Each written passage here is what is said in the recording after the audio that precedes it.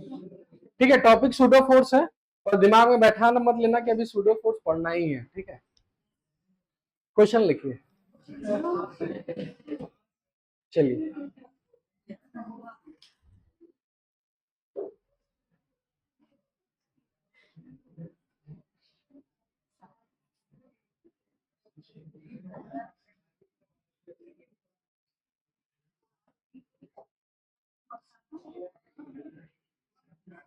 देखो पहले समझ समझ लेते हैं। ए हल्ला मत करे यार।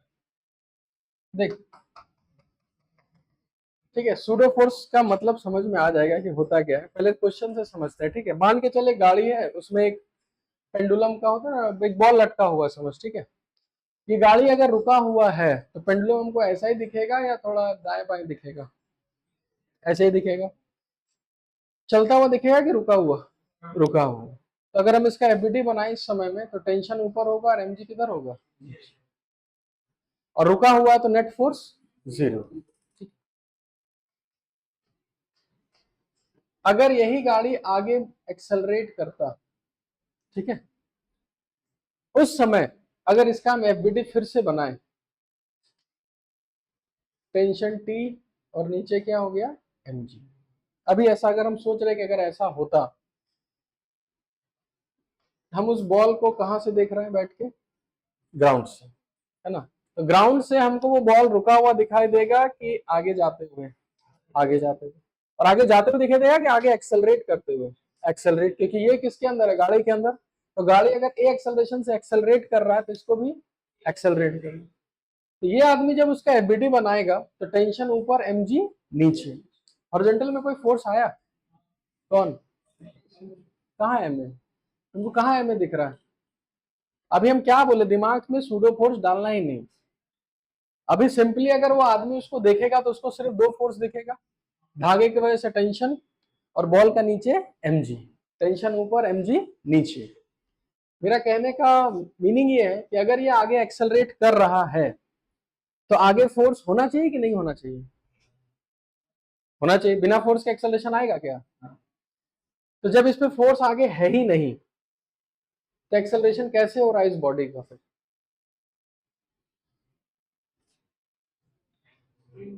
स्ट्रिंग में क्या? String tension.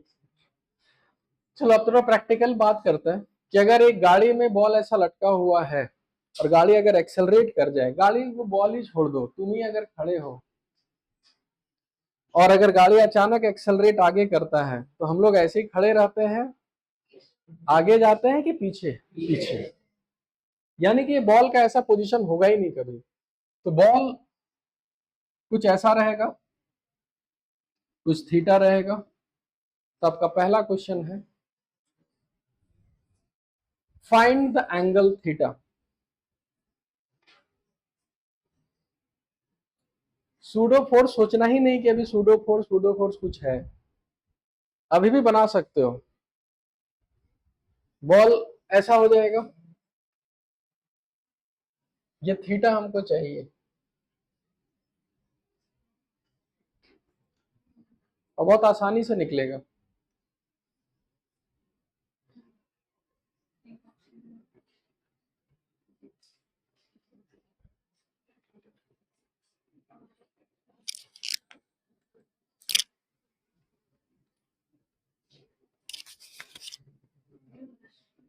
बनाओ।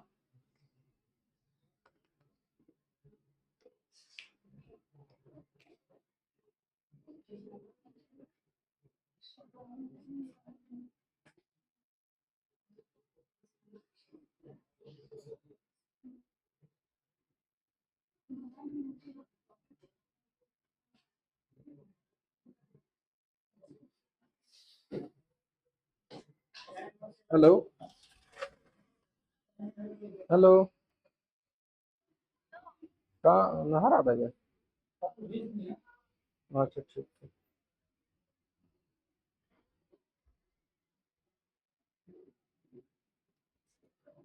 हाँ जी, क्या आंसर? चलिए, तो इतना तो पहले पता चल गया कि बॉल का पोजीशन ऐसा रहेगा। इसका एफबीटी बनाते हैं। ठीक है, एमजी किधर? टेंशन किधर होगा? ऐसा होगा टेंशन, क्योंकि बॉल ऐसा हो गया है। और कोई फोर्स? और कोई फोर्स?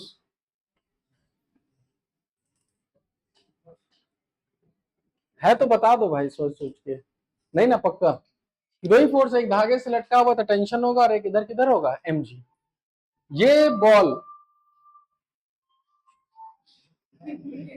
चलो ठीक है, बढ़िया। ये बॉल रेस्ट पर है या बॉल एक्सेलरेट कर रहा है? एक्सेलरेट कर रहा है, किधर? राइट। तो बॉल का एक्सेलरेशन इस साइड है। और हम बताए होंगे कि एक एक्सिस हमेशा किधर लेना है? एक्सेलरेशन की तरफ। दूसरा ठीक उसके परपेंडिकुलर। हमको ये थीटा चाहिए ना, तो ये टेंशन वाला लाइन है, तो टेंशन वाला लाइन और ये वर्टिकल लाइन, यानी ये एंगल हमको थीटा दिया हुआ है। अच्छा, ये थीटा होगा तो ये एंगल थीटा। यहाँ किसका कंपोनेंट करना है? टेंशन का। टेंशन का इस तरफ कंपोनेंट क्या आएगा? T cos theta. इधर क्या आएगा? T sine theta. कंपोनेंट हो गया। हॉरिजॉन्टल की ओर कौन सा फोर्स आया? T sine theta. तो लिखेंगे T sine theta is equal to mass into acceleration. Vertical में कोई एक्सेलरेशन है कि नेट फोर्स जीरो?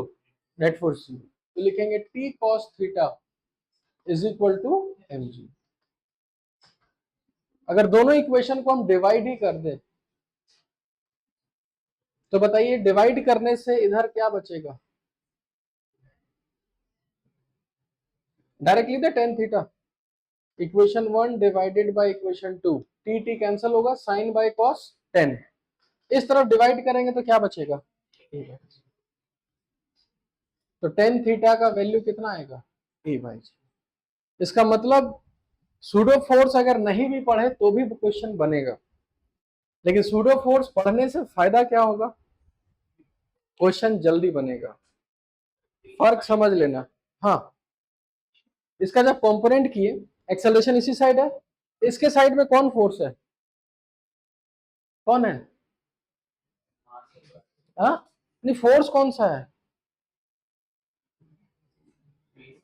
अकेला यही फोर्स है, तो इसलिए लिखे T sine theta is equal to M. इस साइड कोई भी एक्सेलरेशन तो नेट फोर्स, तो T cos theta is equal to.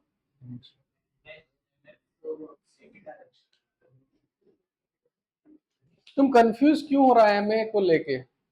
इस बॉडी का एक्सेलरेशन किधर है? ये तो एक्सेलरेशन है ना, और इस डायरेक्शन में फोर्स कौन है? टी साइन थीटा है सर। तो ये हो गया force is equal to mass into acceleration. जब कोई बॉडी एक्सेलरेट करता है तो F is equal to mass into acceleration. फिर से हम बता रहे हैं, सूडो फोर्स नहीं भी पढ़ोगे तो भी क्वेश्चन बनेगा, लेकिन सूडो फोर्स पढ़ने से क्वेश्चन जल्दी और आसानी से बनेगा, बस यही डिफरेंस है। इसको पहले उतारो।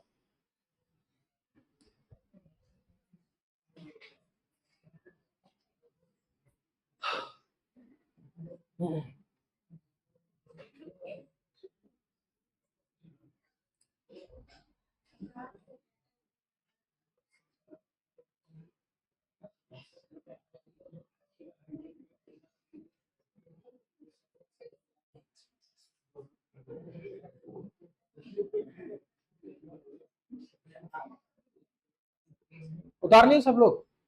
जल्दी उतारो, जल्दी।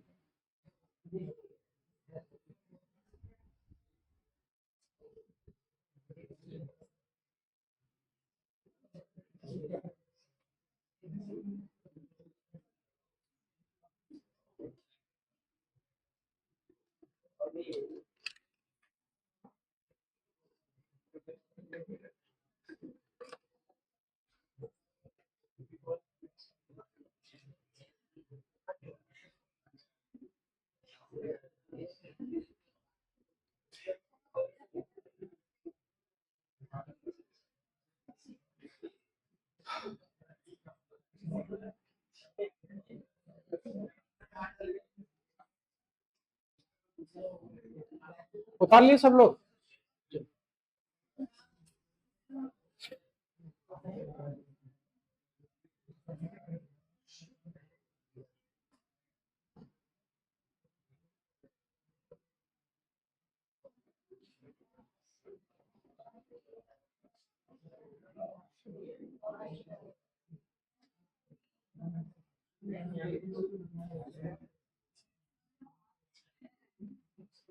इधर देखो। हाँ, तो सूडो फोर्स अब समझ में आएगा कि होता क्या है ना।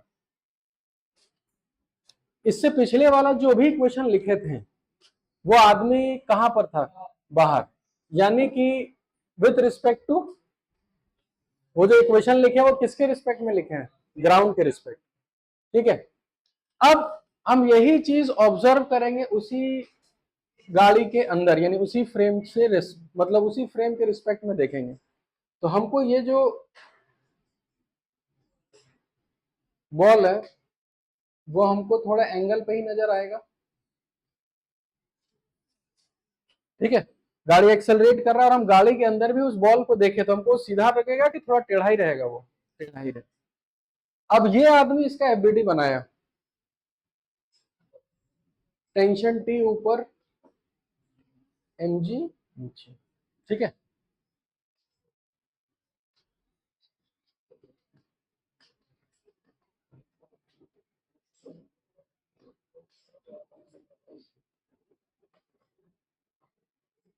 ये एफबीडी किसके अकॉर्डिंग बना है, इस आदमी के अकॉर्डिंग। अब उस आदमी के अकॉर्डिंग आराम से बताना सोच समझ के, वो गाड़ी के अंदर है और उसको देख रहा है, उसके अकॉर्डिंग वो बॉल चल रहा है कि रुका हुआ है, रुका। तो उसके अकॉर्डिंग नेट फोर्स 0। तो वर्टिकल में वो इक्वेशन लिखेगा T cos theta is equal to mg, लिख दिया इक्वेशन। जब वो हॉरिजॉन्टल में देखेगा तो हॉरिजॉन्टल में इस तरफ कौन सा फोर्स है, टी साइन थीटा, और वो रेस्ट पर अगर है तो इसका मतलब कोई ना कोई पीछे है। समझो ध्यान से, इसके अकॉर्डिंग अगर ये रेस्ट पर है तो टी साइन थीटा आगे है, तो अगर इसको रेस्ट पर रहना है इसका मतलब कोई ना कोई पीछे एक फोर्स है जो उसको क्या कर रहा है, बैलेंस कर रहा है। उसी फोर्स को नाम दिया गया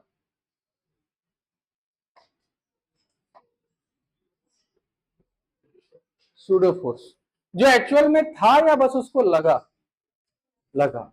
यानी सूडो फोर्स एक कौन सा फोर्स है, फॉल्स फोर्स, और वो फोर्स ग्राउंड के हिसाब से लगा था या उस फ्रेम के अकॉर्डिंग, फ्रेम।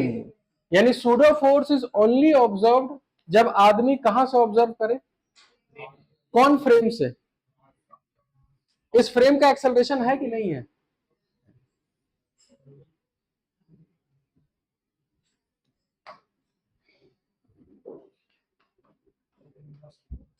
फ्रेम दो टाइप का होता है,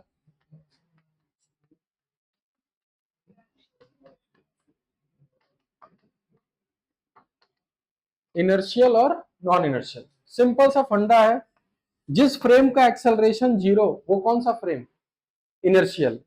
और जिस फ्रेम का acceleration non zero, non zero का मतलब उसका कुछ एक्सेलरेशन होगा, तो वो फ्रेम कौन सा होगा, नॉन इनर्शियल। ये आदमी जिस फ्रेम में है वो इनर्शियल की non inertial, non inertial. Pseudo force हमेशा किस फ्रेम में ऑब्जर्व होगा। ठीक है, पहले इसको उतारो अच्छे से, बढ़िया से। हाँ बता। हम्म,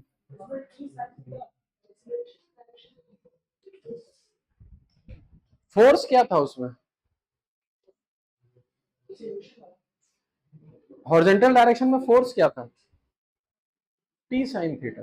एम ए कोई फोर्स नहीं होता, टी साइन थीटा वो फोर्स हो गया, और एक्सेलरेट कर रहा है तो force is equal to mass into, तो T sine theta is equal to M ए।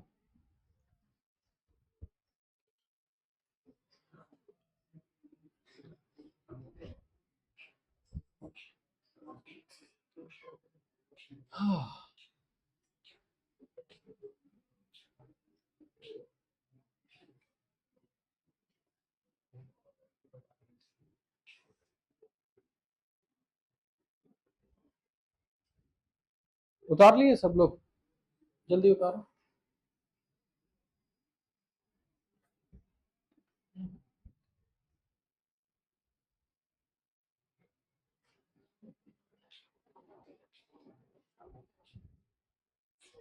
हम्म, किसके अकॉर्डिंग, देख यहाँ दो आदमी था, इसके अकॉर्डिंग ये गाड़ी चल रहा है तो बॉल भी चलेगा, लेकिन जो अंदर है उसके लिए वो बॉल चल रहा है कि रुका हुआ? रुका हुआ। तो रुका हुआ इसका मतलब नेट फोर्स जीरो। तो वर्टिकल में तो बैलेंस हो गया, हॉरिजॉन्टल में भी बैलेंस होना चाहिए। तो टी साइन थीटा को कोई ना कोई तो बैलेंस कर रहा होगा। तो एक कोई काल्पनिक फोर्स हिंदी में बोलते हैं, तो एक वो सूडो फोर्स ही है जो उसको क्या कर रहा है, बैलेंस। उतार लिया? हाँ,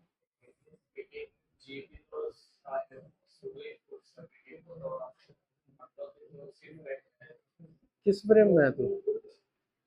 mg कौन सा फोर्स है? वो ग्रेविटेशनल फोर्स है, वो एक्चुअल में लगता है, वो सूडो नहीं है।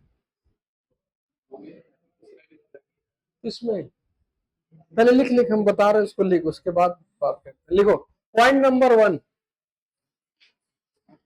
pseudo force is only experienced, pseudo force is only experienced, pseudo force is only experienced when observer is in, when observer is in non inertial frame, when observer is in non inertial frame।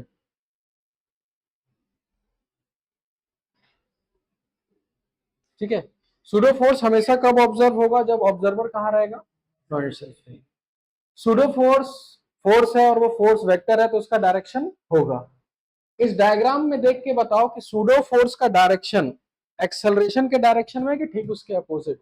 Opposite. तो दूसरा point आपको याद रखना है कि जब भी pseudo force लगेगा वो हमेशा एक्सेलरेशन के opposite. Point number 2, pseudo force always act, pseudo force always act opposite to the direction of, always act opposite to the direction of acceleration of frame of reference, always act opposite to the acceleration of frame of reference। ठीक है, दो चीज clear हो गया। अब हर force का एक value होता है और वो वैल्यू निकाला कैसे गया, तो अब हम लोग खाली इक्वेट करेंगे कि जब हम ग्राउंड फ्रेम से बनाए तो टी साइन थीटा का वैल्यू किसके बराबर आया, एम ए। और जब हम इसको इस फ्रेम से बना रहे हैं और हमको पता है हम किसी भी फ्रेम से देखें फोर्स का वैल्यू कभी चेंज नहीं होता, तो यहां से हम बोलेंगे कि ये जो सूडो फोर्स का वैल्यू है वो किसके बराबर होता है, m इंटू, यानी सूडो फोर्स का डायरेक्शन एक्सेलरेशन के ठीक अपोजिट और उसका वैल्यू मास इंटू एक्सेलरेशन। किसका मास और किसका एक्सेलरेशन? जिस बॉडी का एफबीडी बनाएगा उसका मास, और एक्सेलरेशन किसका, फ्रेम का, जिस फ्रेम में वो आदमी खड़ा है। लिखो सूडो फोर्स का वैल्यू एम ए, एम लिखो मास ऑफ द बॉडी और ए लिखो एक्सेलरेशन ऑफ फ्रेम। इसमें किसी को भी कोई डाउट सूडो फोर्स को लेके, किधर लगता है, कितना लगता है, सोच लो सोच लो। चीज क्लियर कर देते हैं फिर से। सूडो फोर्स का वैल्यू हो गया मास इंटू एक्सेलरेशन, मास उस बॉडी का, एक्सेलरेशन उस फ्रेम का। सूडो फोर्स का डायरेक्शन एक्सेलरेशन के ठीक अपोजिट। क्लियर है इतना? एक क्वेश्चन दे रहे हैं, उसमें सिर्फ आपको सूडो फोर्स का वैल्यू लिखना है। क्वेश्चन लिखिए। हाँ उतार लो इसको।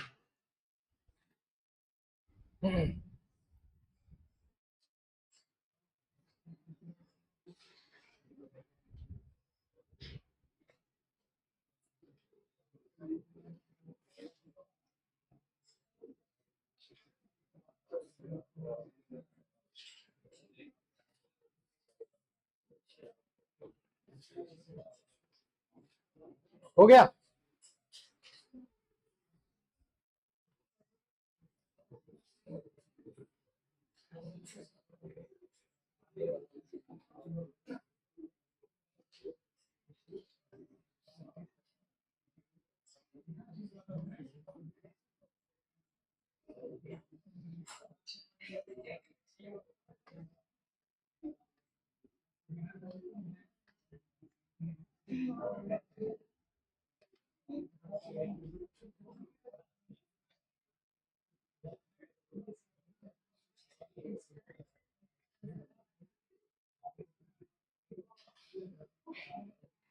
क्वेश्चन लिखो,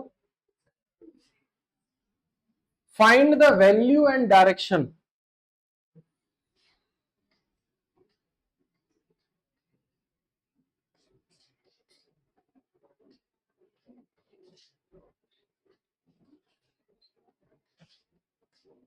find the value and direction of pseudo force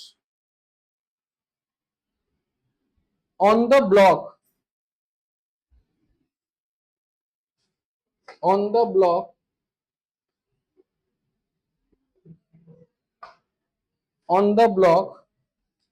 observed by the boy.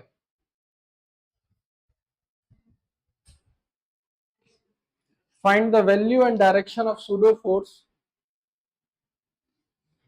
on the block observed by boy.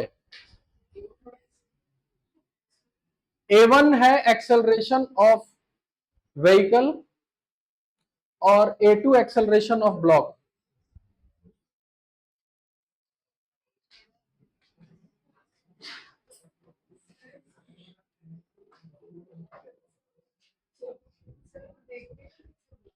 हाँ, देखना नहीं है कि उसको खोल के देखना है, ऐसे नहीं.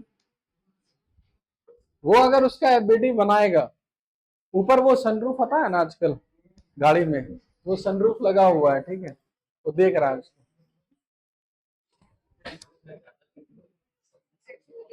चल चल बना बना.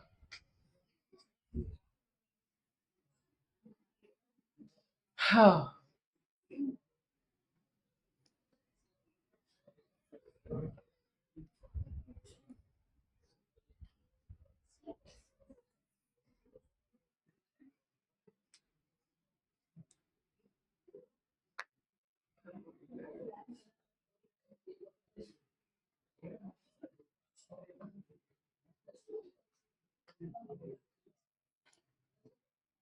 चल बन गया. ज्यादा कुछ सोचना है नहीं, डायरेक्शन और वैल्यू लिखना है.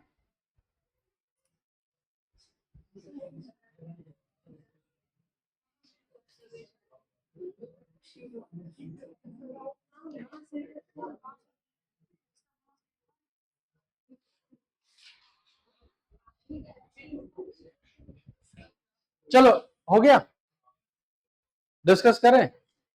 चलो पहले डायरेक्शन को लेकर डिस्कस कर लेते हैं ना, कि इस ब्लॉक पे जो सूडो फोर्स लगेगा वो राइट साइड लगेगा. कितने लोग का ये कहना है?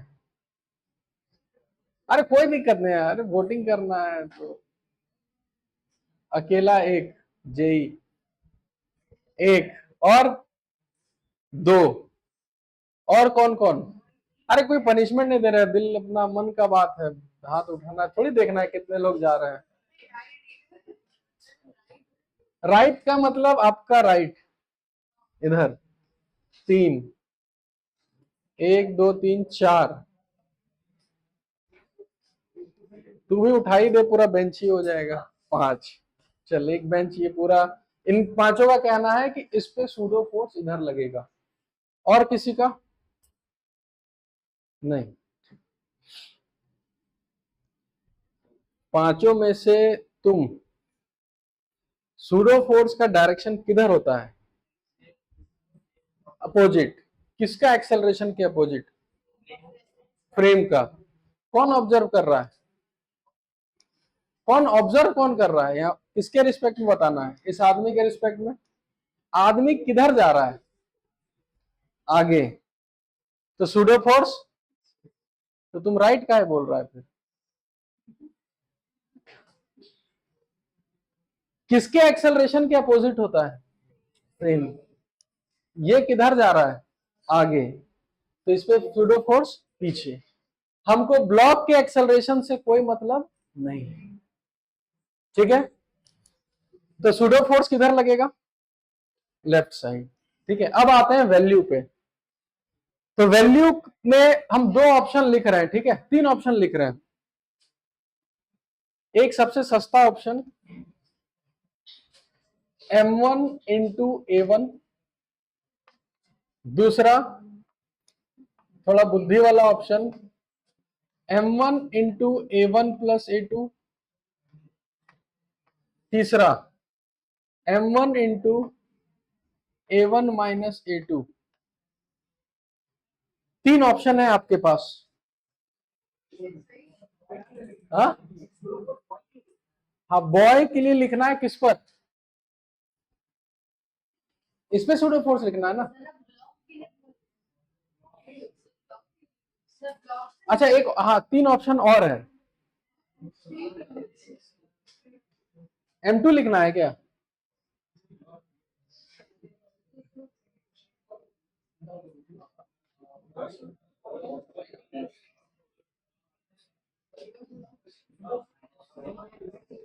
क्या क्वेश्चन हम गलत लिखवाए क्या?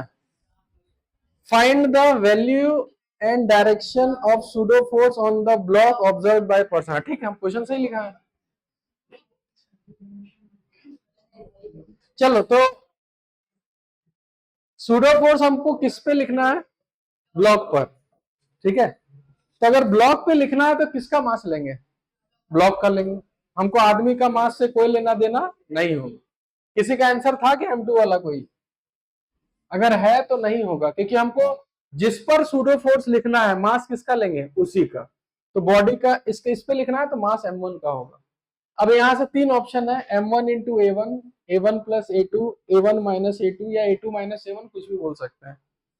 तो कितने लोग का ऑप्शन 1 है? M1 इंटू A1 एक। और कोई जो उसका साथ देना चाहता हो? बेचारा अकेला है वो। कोई नहीं? चलो, दूसरा M1 into A1 plus A2। अच्छे से हाथ उठाओ, गिनना है हमको। एक, दो, तीन, चार। A1 के लिए है तीन, ठीक है ना? हाँ, चार, 1, 5।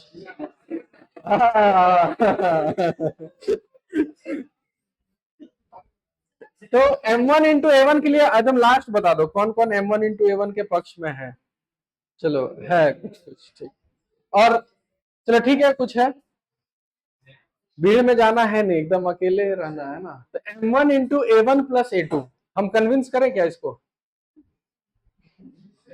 हम कन्विंस कर देते हैं। देखो ना कि इस पे सूडो फोर्स पीछे लगेगा, तो ये उल्टा हो गया, और इसका A2 भी उल्टा है, तो दोनों को जोड़ देना है, A1 प्लस A2। नहीं, तो दूसरा ऑप्शन किस किस का है फाइनल? एक आदमी का। चलो,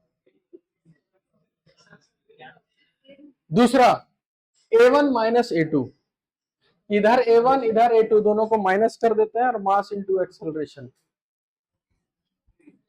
कोई नहीं, ऐसा कैसे हो सकता है? कोई नहीं ऐसा सोचा? चलो, इसमें कोई नहीं है। तो सिंपल सा सूडो फोर्स का डेफिनेशन ही था कि मास बॉडी का लेना और एक्सेलरेशन फ्रेम का। वो आदमी जिस फ्रेम में है वो फ्रेम कितने से जा रहा है? A1 से। तो आंसर होगा M1 इंटू। कंफ्यूज नहीं होना है, कंफ्यूज के लिए बहुत तरीका रहता है फिजिक्स में। तो आपको जिस पे सूडो फोर्स लिखना है उसका मास, और आदमी का जो एक्सेलरेशन है, आदमी इस गाड़ी के अंदर है, गाड़ी कितने से जा रहा है? A1। तो M1 इंटू A1 पीछे के साइड लिख लो, बैकवर्ड M1 इंटू A1। हाँ,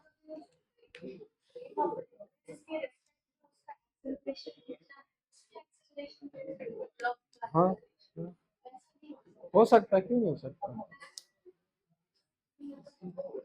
मतलब कि अगर ये आदमी भी भागना स्टार्ट करता है A3 से, तब हो सकता है।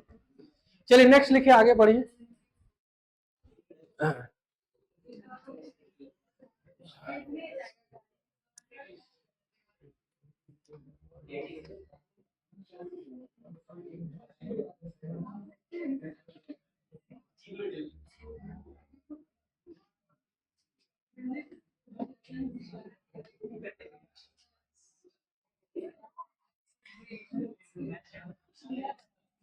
चलो एक काम करें, इस क्वेश्चन से पहले हम लोग समझ लेते हैं कि ये बहुत हल्ला करता है यार, तुम लोग सुन लो ना। अब डाउट क्लास नहीं रहेगा, इसलिए सुनते रहो। सूडो फोर्स हम लोग के सबके ऊपर लगा है, पर हम लोग कभी एक्सपीरियंस नहीं कर पाए, तो उसको अब समझाते हैं कि कब कब हम लोग पे सूडो फोर्स लगा था। स्कूल बस में सब बैठे होंगे, है ना। अब तुम भाई हेलीकॉप्टर से जाते होगे, अलग बात है? बस तो होगा, स्कूल बस, स्कूल बस भेज दिया। पापा का गाड़ी में बैठा होगा कि पापा भी भेज दिए, हाँ ना। चलो इधर इधर इधर सब लोग इधर। तो जब स्कूल बस में बैठे या किसी बस में बैठे ही होंगे, तो जब अचानक बस वो एक्सेलरेट करता होगा, मतलब स्पीड जब बढ़ाता होगा, तो एक्सेलरेशन का डायरेक्शन आगे, तो हम लोग किधर जाते हैं? पीछे। तो वो सूडो फोर्स ही था जो पीछे धकेला था। ठीक है। जब बस कांस्टेंट स्पीड से आगे जाता है, कांस्टेंट स्पीड से, एक्सेलरेशन 0, उस समय ना हम लोग आगे की ओर जाते हैं ना पीछे, कांस्टेंट खड़ा रहता है, क्योंकि उस समय सूडो फोर्स लगता ही नहीं है। अचानक जब बस वाला ब्रेक मारता है, एक्सेलरेशन का डायरेक्शन पीछे होता है। जब ब्रेक मारता है तो रिटार्ड करता है, तो एक्सेलरेशन का डायरेक्शन पीछे, हम लोग जाते किधर है? आगे। तो सूडो फोर्स ठीक एक्सेलरेशन के अपोजिट लगता है। ठीक है। अच्छा, बस अगर कांस्टेंट स्पीड से घुमाया वो अगर एक चौक पे, तो वो इनर्शियल फ्रेम है कि नॉन इनर्शियल? अगर वो जैसे घूमा, तो घूमने में डायरेक्शन कांस्टेंट की डायरेक्शन वेरी कर गया, वेरी कर गया। डायरेक्शन वेरी किया तो वेलोसिटी कांस्टेंट की वेलोसिटी वेरी करेगा, वेरी करे। और वेलोसिटी अगर वेरी किया तो एक्सेलरेशन होगा, और एक्सेलरेशन हुआ तो हम पे सूडो फोर्स लगेगा। तो जब मान के चलो हम ही बस चला रहे हैं, अगर हम राइट साइड टर्न किए, राइट साइड, हम लोग जाते किधर है? Left side. तो अगर हम लोग लेफ्ट साइड गए, तो बस का एक्सेलरेशन किधर होगा? आराम से सोचना, आराम से, आराम से, फिर से हम बस को किधर टर्न किए? राइट, ऐसे घूम रहे हैं। तो अगर हम इधर घुमाएं बस को इस साइड, हम लोग किधर जाएंगे? लेफ्ट। तो सूडो फोर्स हमको लेफ्ट की ओर लेके गया, तो एक्सेलरेशन किधर होगा बस का? Right side. तो आगे जाके पढ़ेंगे कि वो सेंट्रीपिटल एक्सेलरेशन होता है। ऐसे घुमाए ना बस को, तो हम लोग तो इस साइड गए, तो एक्सेलरेशन इधर होता है, तो वो सेंटर की ओर जाता है, और उसी को सेंट्रीपिटल एक्सेलरेशन बोलते हैं। आगे पढ़ेंगे, सर्कुलर मोशन आने वाला है, तो आने वाला है। तो सूडो फोर्स हमेशा एक्सेलरेशन के ठीक अपोजिट, और उसका वैल्यू मास इनटू एक्सेलरेशन। अब उस सूडो फोर्स को अगर तुम जज भी करना चाहो, तो अगर बस में दो आदमी खड़ा है, एक पतला सा और एक मोटा सा, और बस वाला अचानक ब्रेक मार दिया, तो सबसे ज्यादा जो इंपैक्ट के साथ आगे जाएगा, वो पतला वाला जाएगा कि मोटा वाला? चलो, सूडो फोर्स का वैल्यू मास इंटू एक्सेलरेशन, पतला या मोटा दोनों के लिए एक्सेलरेशन सेम होगा, किसका मास ज्यादा होगा? तो सबसे ज्यादा जो इंपैक्ट के साथ आगे जाएगा, वो पतला वाला कि मोटा वाला? मोटा वाला। चाहो तो एक बार चेक कर लेना, ठीक है। चलिए क्वेश्चन लिखिए अब। क्वेश्चन क्वेश्चन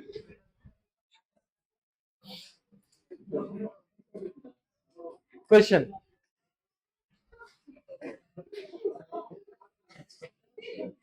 क्या हो गया?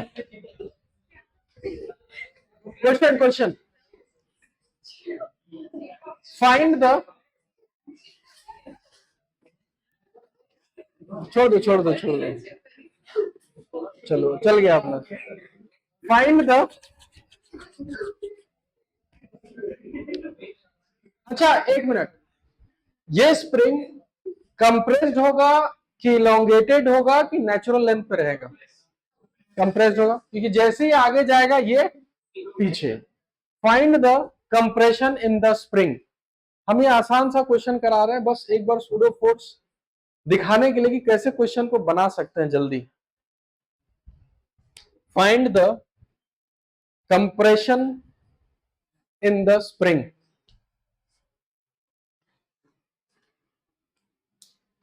हम दोनों तरीके से बताएंगे, ठीक।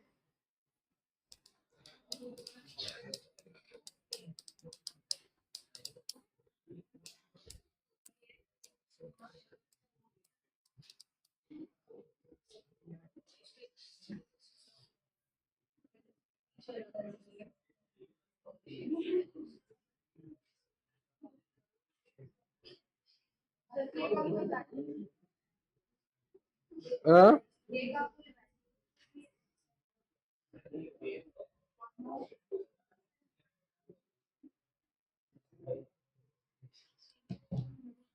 चलो बताएं फिर। इधर देखो, इधर सबसे पहले, अब जब इस टाइप का क्वेश्चन आए, यानी कोई क्वेश्चन अगर दिख रहा है कि वो एक्सेलरेट कर रहा है, तो तुम्हारे पास दो ऑप्शन होगा। उस क्वेश्चन को हम ग्राउंड फ्रेम से भी बना सकते हैं, और उस क्वेश्चन में हम उसी के अंदर बैठ के बना सकते हैं। अगर वो आदमी इसी के अंदर बैठ गया, उसके लिए ये पूरा सिस्टम चलेगा कि रुक जाएगा? रुक जाएगा। तो वो क्वेश्चन चला गया नेट फोर्स 0 में। यही आदमी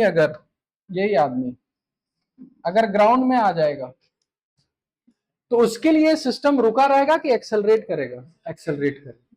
ठीक है, हम दोनों से देखो आंसर बताता हूं, ठीक है। मान के चलते हैं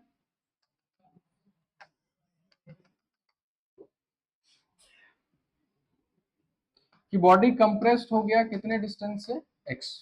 यहीं पे बनाए, समझना। इसका अगर एफबीटी बनाओगे तो कौन कौन सा फोर्स? नॉर्मल, mg, और स्प्रिंग फोर्स किधर लगेगा? अगर इधर कंप्रेस हो चुका है तो स्प्रिंग इसको किधर धकेल रहा होगा? बाहर, kx। ग्राउंड के हिसाब से इसके अकॉर्डिंग वर्टिकल में कोई एक्सेलरेशन नहीं है, तो normal is equal to mg। और ये ब्लॉक इस आदमी के रिस्पेक्ट में रुका है कि एक्सेलरेट कर रहा है? एक्सेलरेट कर रहा है। तो हॉरिजॉन्टल में एक ही फोर्स है, kx is equal to mass into acceleration. ये आदमी लिखा अकॉर्डिंग टू ए। अगर यहां एक आदमी बी रहता, तो बी के अकॉर्डिंग अगर हम इसका एफबीटी बनाते, ये एफबीटी किसका था? ये कौन बनाया था? ए बनाया था ये। अगर बी के अकॉर्डिंग देखा जाए, बी के अकॉर्डिंग, तो बी वो एफबीटी बनाएगा, नॉर्मल ऊपर, mg नीचे, kx आगे। अब वो आदमी एक ऐसे फ्रेम में, जो फ्रेम क्या कर रहा है? एक्सेलरेट। तो उसको क्या लगाना हो? एक सूडो फोर्स। तो सूडो फोर्स ठीक उसके अपोजिट, मास इनटू एक्सेलरेशन। बी के अकॉर्डिंग अब ये ब्लॉक चल रहा है कि रुका हुआ है? रुका हुआ। तो नेट फोर्स 0। तो वो लिखेगा वर्टिकल में n is equal to mg, और हॉरिजॉन्टल में अगर बैलेंस कर रहा है तो kx is equal to ma। यहां भी kx का वैल्यू ma आया, और यहां भी kx का वैल्यू। तो तुमको क्वेश्चन बनाने से पहले ये तुमको डिसाइड करना होगा कि उस क्वेश्चन को हमको ग्राउंड फ्रेम से बनाना है या उसी में बैठ के। दोनों को उतारो। ये अकॉर्डिंग टू बी है ये वाला चीज, और ये ए के अकॉर्डिंग है।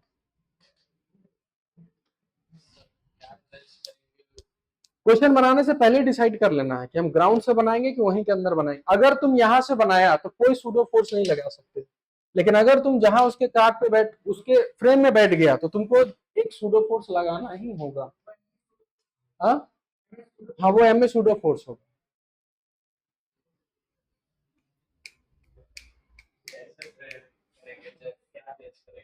अभी आ जाए, धीरे धीरे क्वेश्चन करेंगे तो तुमको समझ में आने लगेगा कि कैसे करना है।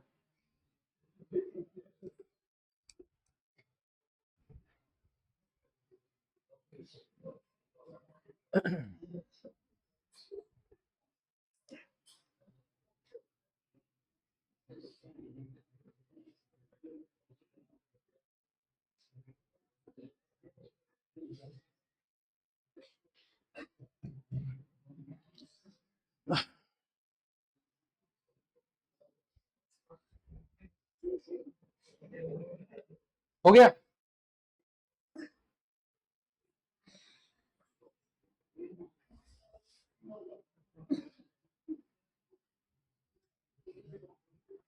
नेक्स्ट क्वेश्चन लिखो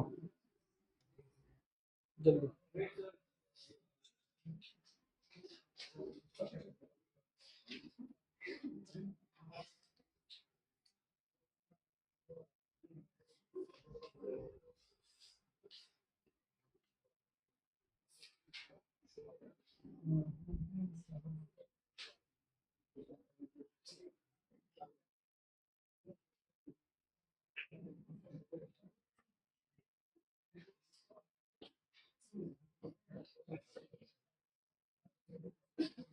हो गया।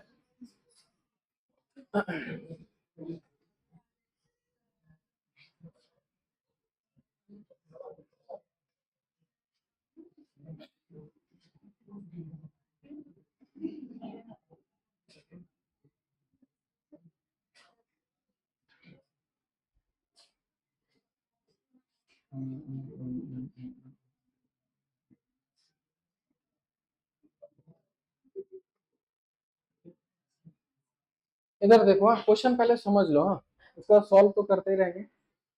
एक इंक्लाइंड प्लेन है और एक 4 kg ब्लॉक है। अगर इसको ऐसे छोड़ दिया जाए यहां से तो क्या होगा, नीचे जाएगा, mg sin थीटा खींच लेगा नीचे।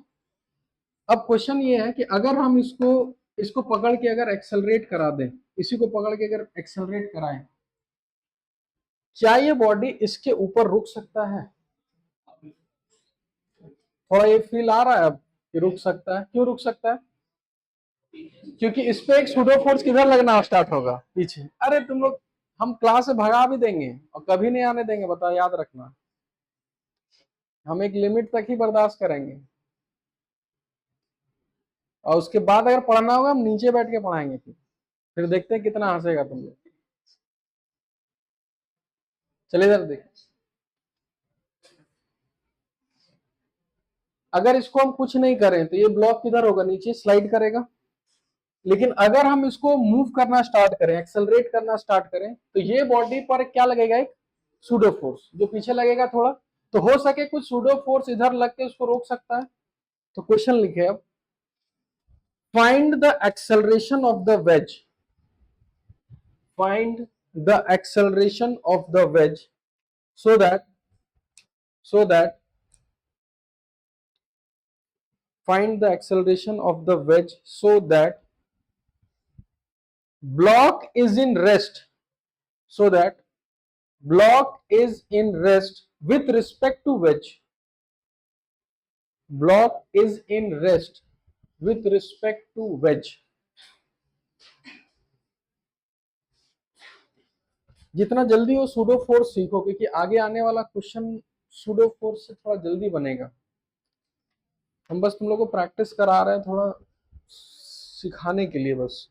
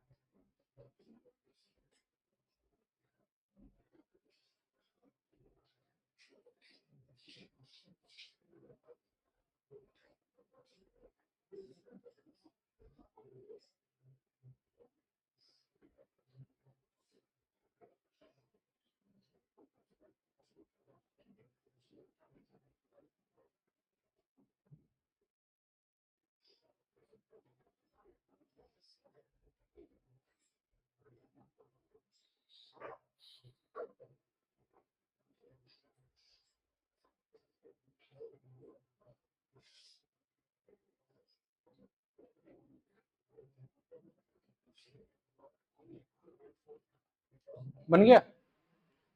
अच्छा एक मिनट, इस क्वेश्चन को तुम लोग ग्राउंड के रिस्पेक्ट में बना रहे हो कि वेज के रिस्पेक्ट में? अच्छा एक मिनट, इसको पहले समझ लो। वो ब्लॉक एक्चुअल में रेस्ट है कि वेज के रिस्पेक्ट में रेस्ट है? वेज के रिस्पेक्ट में। तो अगर ग्राउंड के रिस्पेक्ट में देखें तो ये ब्लॉक यहां रुका रहेगा कि इसके साथ आगे जाएगा? आगे जाएगा। वो तो इसके रिस्पेक्ट में रुका हुआ है ना, पर ग्राउंड के हिसाब से ये रुका हुआ है कि एक्सेलरेट करेगा, आगे एक्सेलरेट करेगा। लेकिन यही सीन अगर हम इसी वेज पे ही बैठ के इसको देखें तो अब वो ब्लॉक मेरे को चलता हुआ नजर आएगा कि रुका हुआ? रुका हुआ। सबसे आसान कहाँ लग रहा है, यहां से बैठ के देखना या इसके ऊपर बैठ के देखना? उसके ऊपर। लेकिन अगर तुम उसके ऊपर बैठ गए तो तुम कौन से फ्रेम में हो? Non inertial frame. और अगर तुम नॉन इनर्शियल फ्रेम में हो तो तुमको क्या लगाना होगा, एक सूडो फोर्स। तो अगर इसके रिस्पेक्ट में अगर इसका एफबीडी बनाया जाए तो mg का मतलब 40 नीचे, एक नॉर्मल इधर, और कौन सा फोर्स? सूडो फोर्स किधर लगेगा? जस्ट एक्सेलरेशन के अपोजिट, और उसका वैल्यू होता है मास इनटू एक्सेलरेशन, और उसके रिस्पेक्ट पे ये मूव कर रहा है कि रुका हुआ है? रुका हुआ है, तो नेट फोर्स जीरो। करो नेट फोर्स जीरो और बताओ क्या आ रहा है आंसर।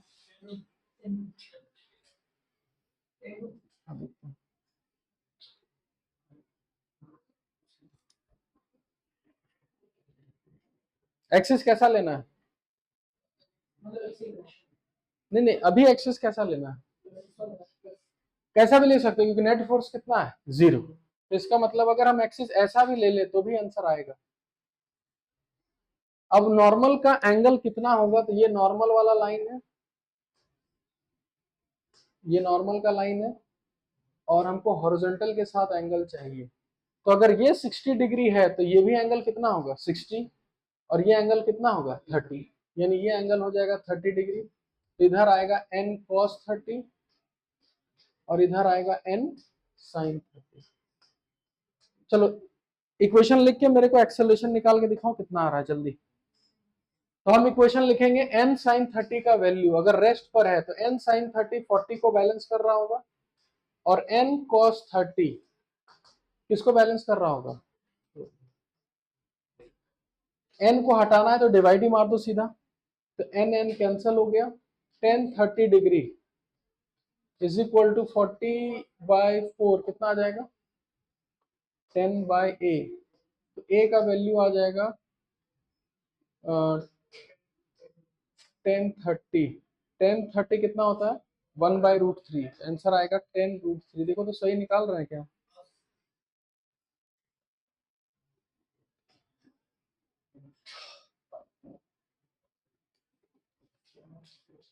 अगर तुम एक्सिस ऐसा भी लोगे, क्रॉस वाला भी, तो भी आंसर वही आएगा।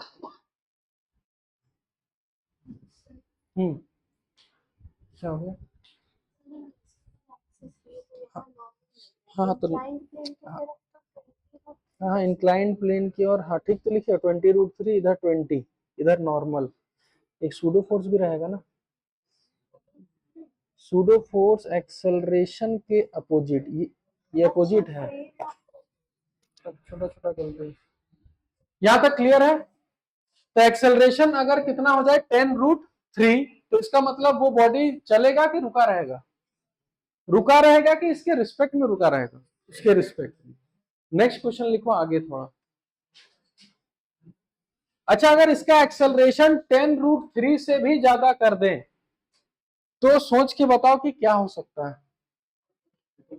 तो सूडो फोर्स का वैल्यू वही रहेगा कि बढ़ जाएगा? बढ़ जाएगा। तो इस बॉडी को वो किधर खींचना स्टार्ट करेगा? ऊपर के साथ। लिखो इफ एक्सेलरेशन का वैल्यू 20 ले लो सीधा। इफ एक्सेलरेशन इज 20, अब इसका एक्सेलरेशन 20 लो नेक्स्ट क्वेश्चन में, और अब मेरे को बताओ कि इसका एक्सेलरेशन कितना होगा? इसका 4 kg का। If acceleration is equal to 20, next question बनाओ फ्रेश एकदम, कि अगर एक्सेलरेशन का वैल्यू 20 है,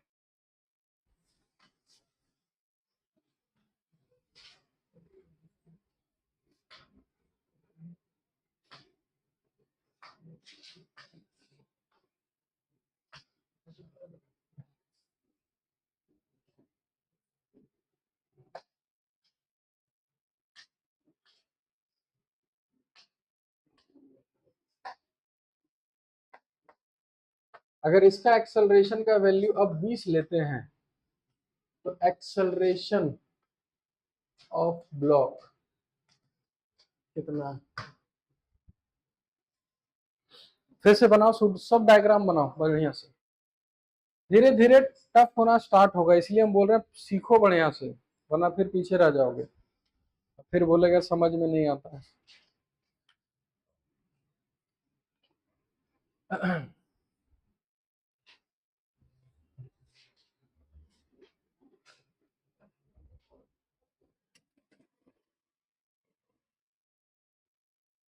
चार्जर हो मेरे देख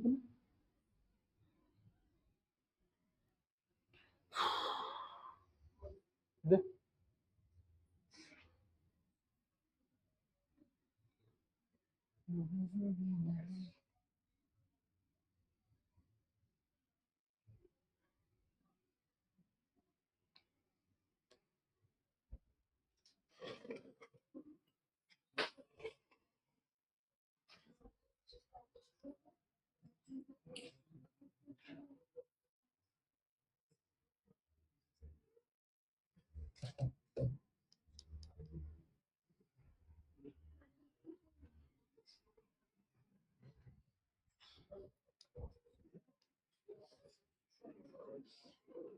बना किसी से?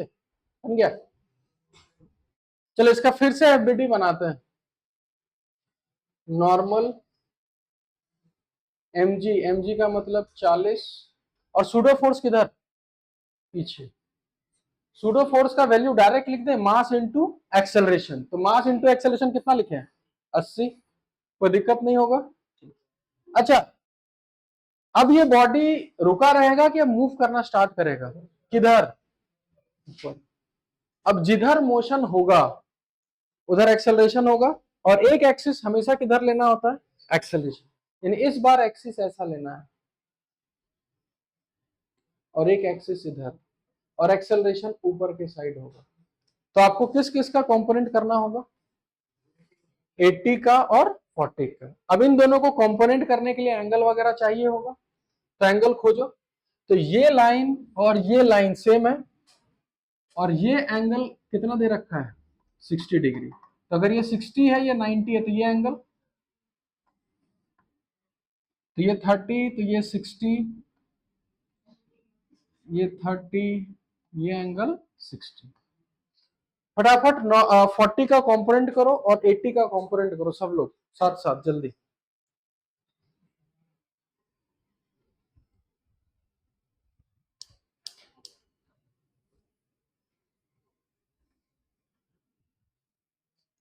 कंपोनेंट करो सब लोग। हम कंपोनेंट कर रहे हैं, तुम लोग चेक भी कर लो। 80 का इधर आएगा cos 60, यानी इधर आ जाएगा 40, और इधर आ जाएगा 80 cos 30, यानी 40√3। 40 इसका कंपोनेंट 40 cos 30, यानी इधर आ जाएगा 20√3, और इधर आ जाएगा 20। देखो सबका ये कंपोनेंट हो रहा है कि नहीं हो रहा है, देख लो। कंपोनेंट हो गया। अब एक्सेलरेट कंपोनेंट सब कर लो अच्छे से पहले। कंपोनेंट हो गया ना? अब बताओ एक्सेलरेशन के डायरेक्शन में कौन कौन सा फोर्स है? इस डायरेक्शन में, इस एक्सिस में कौन कौन सा फोर्स है? दो फोर्स है। कौन कौन सा? एक 40 है, और दूसरा 20√3। तो अगर इधर एक्सेलरेट कर रहा है तो क्या इक्वेशन लिखेंगे? 40 minus 20√3 is equal to mass into acceleration. तो एक्सेलरेशन आ जाएगा 10 माइनस 5√3। और इस एक्सिस में कोई मोशन है, तो इधर नेट फोर्स कितना होगा? 0। तो इस एक्सिस में लिखेंगे normal is equal to 60, sorry क्या, कौन कौन सा है इधर? 20 प्लस 40√।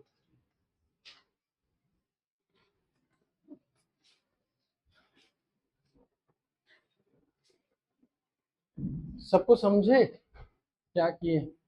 पिछले में हम एक्सिस ऐसा ले लिए थे, क्यों लिए थे? क्योंकि उस समय नेट फोर्स कितना था? 0। और इस केस में हमको पता है कि वो ऊपर की ओर जाएगा, तो इसलिए एक एक्सिस इधर ले लिए, क्योंकि जिधर एक्सेलरेशन होता है उधर ही क्या लेते हैं? एक्सिस। एक्सेलरेशन आ गया 10 माइनस 5√3। अब यहाँ कहानी खत्म नहीं हुआ, यहीं से सबसे इंपॉर्टेंट कहानी है। ये जो एक्सेलरेशन आया वो किसके रिस्पेक्ट में आया? हम इसको कहां से बैठ के सॉल्व कर रहे हैं? वेज के रिस्पेक्ट में। तो ये जो एक्सेलरेशन आया किसके रिस्पेक्ट में आया? वेज के रिस्पेक्ट में। लेकिन अगर क्वेश्चन पूछा जाए कि what is the acceleration of the block, और कुछ नहीं बोला जाए, तो वो एक्सेलरेशन किसके रिस्पेक्ट में पूछ रहा है? ग्राउंड के रिस्पेक्ट। तो लास्ट में हमेशा देखना कि एक्सेलरेशन वो किसके रिस्पेक्ट में पूछा। अगर कुछ नहीं बोला जाए तो किसके रिस्पेक्ट में? ग्राउंड। और अगर वेज के रिस्पेक्ट पूछा था तो ये मेरा आंसर है। नेक्स्ट में लिखो एक्स, ये लिखो acceleration with respect to wedge. ये वाला एक्सेलरेशन है वेज के रिस्पेक्ट में।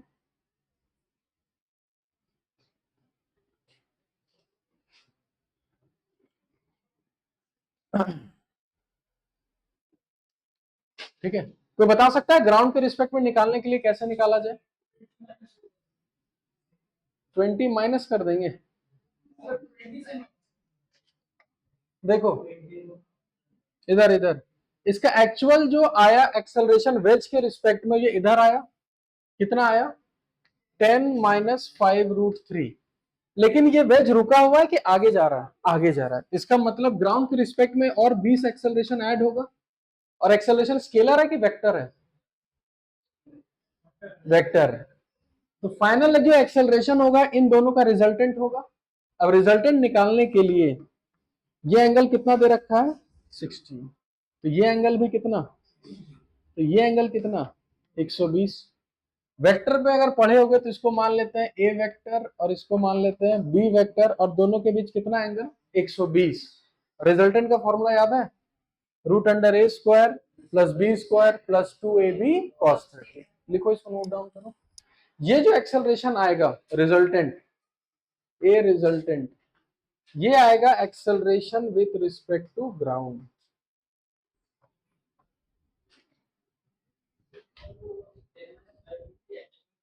वेज है वो, कर सकता है, कर सकता है। तो फिर इसको लिखना होगा आई कैप और जे कैप में।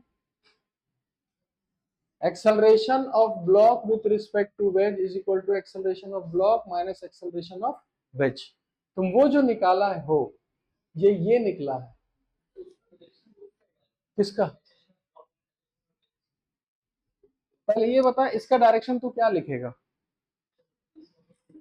हाँ, तो उसको फिर कॉम्पोनेंट करना होगा ना। एक आएगा माइनस आई कैप में, एक आएगा जे कैप में। ठीक है, लिख लेते हैं। एक आएगा माइनस आई कैप में और एक आएगा जे कैप में। हमको एक्सेलरेशन ऑफ ब्लॉक चाहिए, तो इधर जब आएगा तो प्लस एक्सेलरेशन ऑफ वेज होगा। तो वेज का वही तो एक्सेलरेशन ऐड कर दे रहे हैं। हाँ,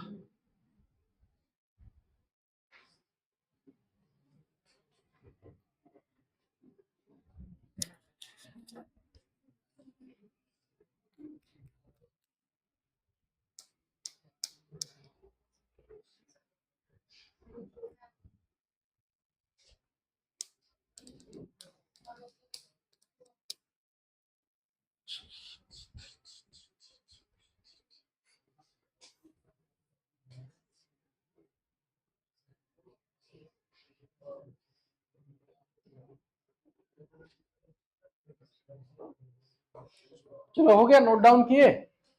घबराना नहीं है, ठीक है।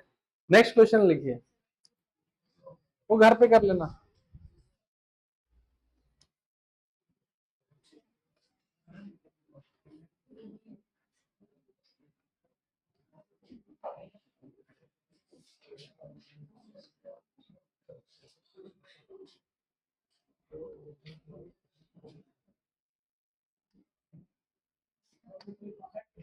हाँ, कांटेक्ट में है वो। इधर समझो, हाँ पहले, अगर ये बड़ा वाला वेज रुका हुआ है, इसको रोक के रखते हैं, तो ये 4 kg वाला रुका रहेगा कि नीचे जाएगा? ये भी रुका हुआ है, ठीक है, इसको पकड़ के रखे हैं। तो 4 kg वाला नीचे जाएगा कि रुका रहेगा? 6 kg वाला भारी है ना।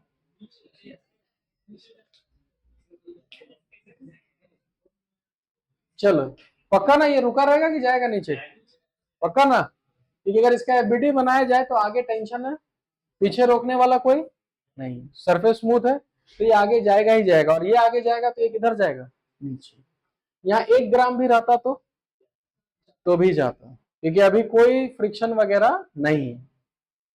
अब क्वेश्चन ये है कि इस बड़े वाले वेज को हम कितने से एक्सेलरेट करें ताकि ये 6 kg स्लिप ना करे। क्वेश्चन लिखिए, find the value of A. Question में लिख देता है, find the value of A so that 6 kg block does not slide.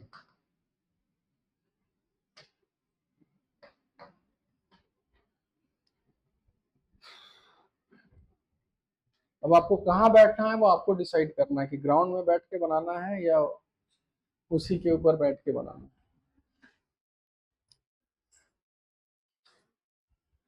तो 6 kg ब्लॉक एक्चुअल में मूव मतलब रुका रहेगा कि उसके रिस्पेक्ट में रुका रहेगा? क्या उसके रिस्पेक्ट में ही रुका रहेगा? तो आसानी है कि आप उसी के ऊपर बैठ जाइए और बैठे ही रहिए बस।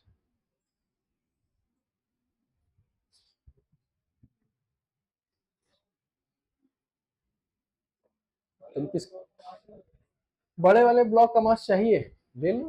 कितना चाहिए? 100 ठीक है।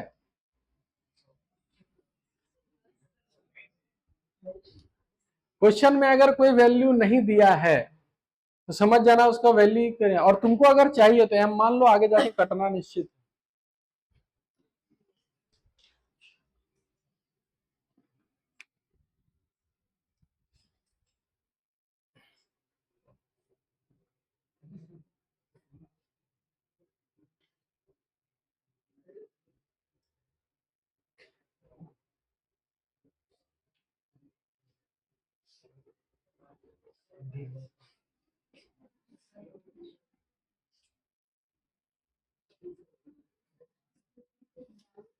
हम्म, हम्म।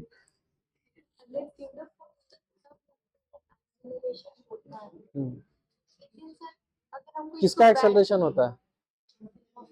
हाँ तो तुम कहाँ पर पहले कहाँ बैठ के बना रहे हो क्वेश्चन?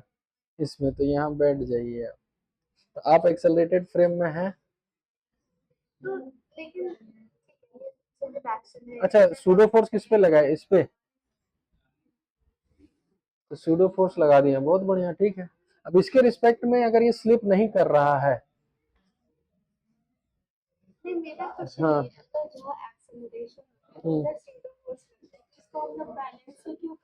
बैलेंस क्यों करते हैं? क्योंकि यहाँ क्वेश्चन में लिख दिया है कि 6 kg ब्लॉक इसके रिस्पेक्ट में स्लिप नहीं कर रहा है। तो अगर वो स्लिप नहीं कर रहा है तो तुम्हारा हाँ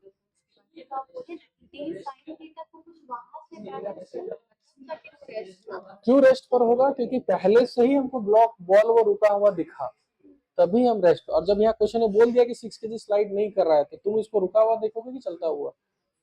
रुका हुआ। तो रुका हुआ मतलब नेट फोर्स।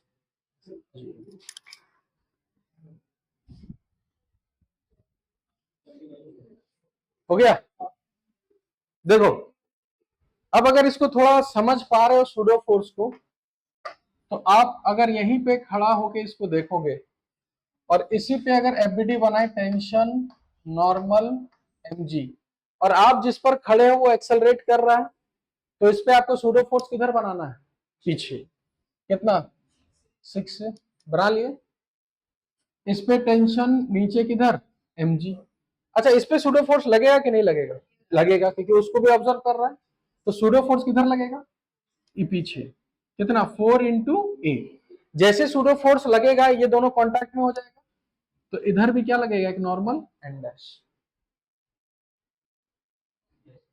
ठीक है। क्वेश्चन में साफ साफ लिखा हुआ है कि 6 kg ब्लॉक स्लाइड नहीं कर रहा है। तो अगर ये स्लाइड नहीं कर रहा है और तुम यहां से बैठ के इसको देख रहे हो, तो वो बॉडी वो जो ब्लॉक है वो रुका हुआ दिखाई देगा कि चलता हुआ? रुका हुआ। और रुका हुआ का मतलब नेट फोर्स 0। तो अगर इस पे नेट फोर्स 0 होगा तो टेंशन किसके बराबर? 6 से। अगर ये रुका हुआ तो ये भी रुका हुआ दिखेगा। तो यहाँ टेंशन किसके बराबर दिख रहा है? ये टेंशन टी है ना, ये टेंशन किसके बराबर? 40। तो सिंपल लिखेंगे 40 = 6 से, तो ए का वैल्यू कितना आ जाएगा? 20/।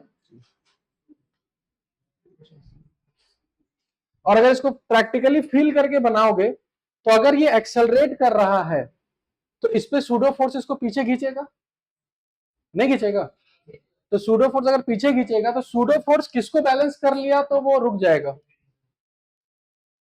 सूडो फोर्स किसको बैलेंस करना चाहिए तो वो रुक जाएगा? तो डायरेक्ट लिख सकते थे कि इसमें सूडो फोर्स है 6 से, और अगर इसको रुके रहना है तो इस डायरेक्शन में एक लौता है जो कौन खींच रहा है? 40। तो डायरेक्ट लिख सकते थे 20/।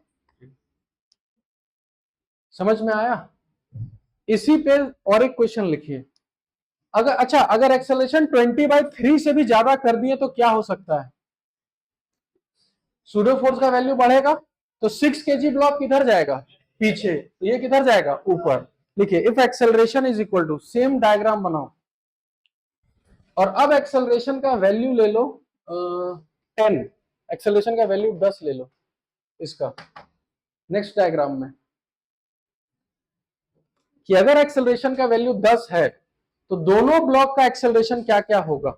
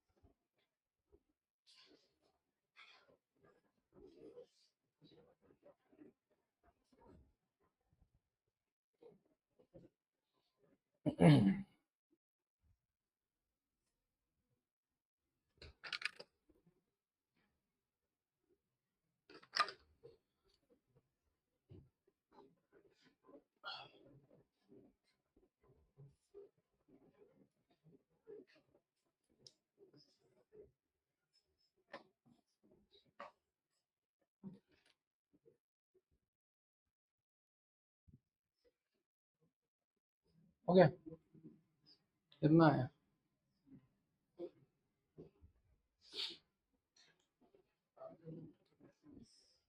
गलत आंसर है। पिछला क्वेश्चन समझो कि हम पिछला क्वेश्चन में हम क्या बताए थे, और फिर इसको तुम बनाओ। 10 आ रहा है, t माइनस 16, वो किधर जाएगा, वो तो उधर जाएगा, तो इक्वेशन क्या लिखेगी, यही तरह गड़बड़ होता है।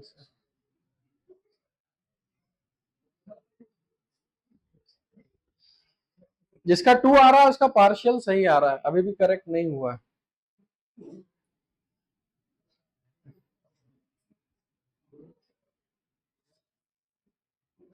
वाह, बोले ना तुम्हारा दिक्कत कहाँ है पता है, 6 और 4 है। हाँ, क्या 6 kg और, हाँ दोनों का बताना है एक्सेलरेशन। ठीक है, देखते हैं। नहीं ठीक है, आप जहां तक बना रहे हो वहां तक सही है, पर अभी भी आंसर 2 अधूरा है। क्यों अधूरा है वही समझना।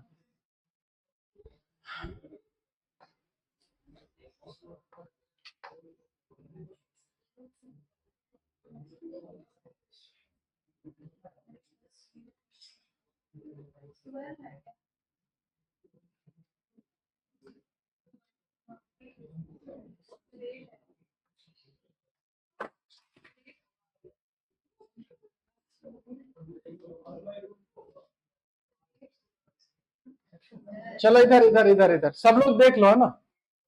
इसका एक्सेलरेशन में कितना दिए थे, 10 दिए थे ना।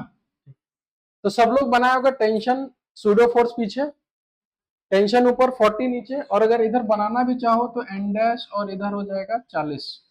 नॉर्मल एमजी इधर बना सकते हो।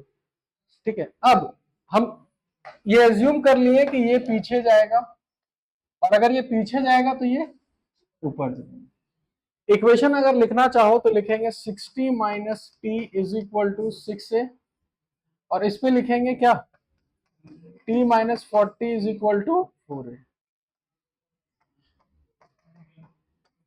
a का वैल्यू कितना आ गया, और इतना पढ़ने के बाद ये सब लिखने का भी जरूरत नहीं होना चाहिए, क्योंकि अगर एक्सेलरेशन सेम है, शॉर्टकट हम बता रहे हैं, सब सीखो जितना जल्दी से। अगर दोनों का एक्सेलरेशन सेम है, क्या मोशन का लाइन यही है, इस मोशन में 60 खींच रहा है, हेल्प कर रहा है, और 40 हेल्प कर रहा है कि अपोज कर रहा है, अपोज कर रहा है। तो 60 में 40 किया 20, टोटल मास 10, तो 20/10 आंसर कितना आना चाहिए था, 2। अब ये दो आंसर अधूरा क्यों है, ये एक्सेलरेशन जो हम निकाले वो कहां बैठ के निकाले, वेज के रिस्पेक्ट में। ये जो दो एक्सेलरेशन आया वो किसके रिस्पेक्ट में आया? वेज के रिस्पेक्ट में। क्वेश्चन में कहीं लिखा है वेज के रिस्पेक्ट में आंसर देने के लिए? तो हमको बाय डिफॉल्ट किसके रिस्पेक्ट में देना है? ग्राउंड के रिस्पेक्ट में। तो 6 kg का जो एक्सेलरेशन आया वो इधर 2 आया, और ये इसके साथ किधर जा रहा है? आगे। कितने से? 10। तो बताइए इसका नेट एक्सेलरेशन कितना आएगा? 8 इस साइड। ये हो गया 6 kg वाले का। 4 kg किधर जा रहा है? ऊपर। और ये 7 में किधर जा रहा है? आगे।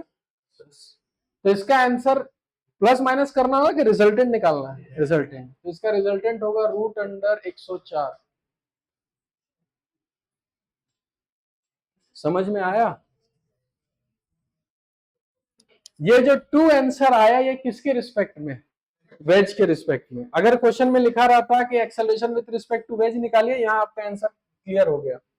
पर अगर कुछ नहीं लिखा हुआ तो किसके रिस्पेक्ट में चाहिए? ग्राउंड के रिस्पेक्ट में। तो वेज के रिस्पेक्ट में 2 पीछे जा रहा है और वेज के साथ आगे जा रहा है कितने से? 10 से। तो फाइनली ये कितने से जा रहा है? समझे?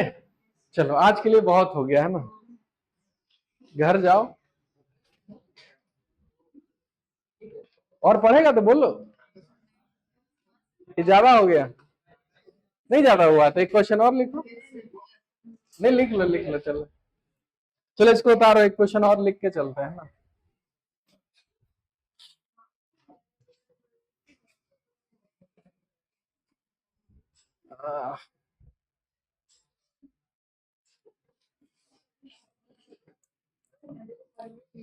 तब सूडो फोर्स को हल्के में ले रहे थे। हाँ, और सूडो फोर्स का क्वेश्चन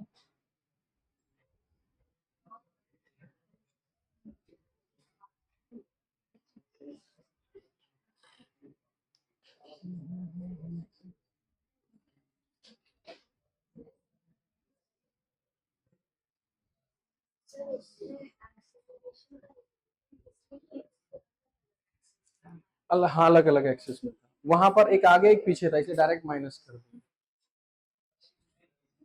ये उतार लिए सब लोग। सूडो फोर्स का और क्वेश्चन, और याद रखना ये सूडो फोर्स पीछा नहीं छोड़ेगा। फ्रिक्शन में भी सूडो फोर्स आएगा, वर्क पावर एनर्जी में भी सूडो आएगा, कहीं नहीं छोड़ेगा तुम्हारा। इसलिए सूडो फोर्स को जितना जल्दी हो सके फील के साथ सीखो कि सूडो फोर्स किधर लगेगा, किधर खींचेगा, तो ही मजा आएगा, वरना फिर सूडो फोर्स जीना हराम कर देगा। ठीक है, छोड़ दो, आज इतना ही रहता है। जा।